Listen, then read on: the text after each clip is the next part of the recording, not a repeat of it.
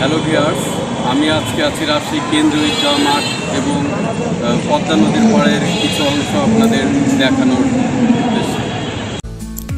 আপনারা দেখতে পাচ্ছেন আমি এখন আছি রাজশাহীর কেন্দ্রীয় ঈদগাহ মাঠের সামনে। এখন আমি আপনাদেরকে এই ঈদগাহ মাঠটি ঘুরে দেখাচ্ছি।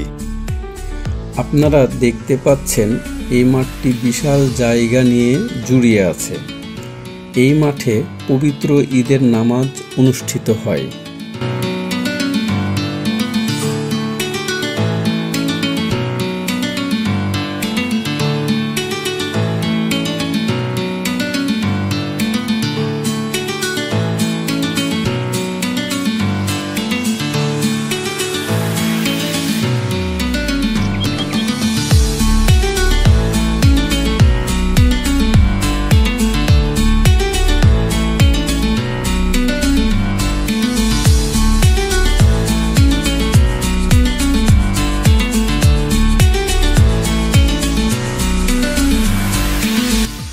চলুন আমরা এবার রাজশাহীর পদ্মা নদীর ধারের মুক্ত মঞ্চ দেখে আসি।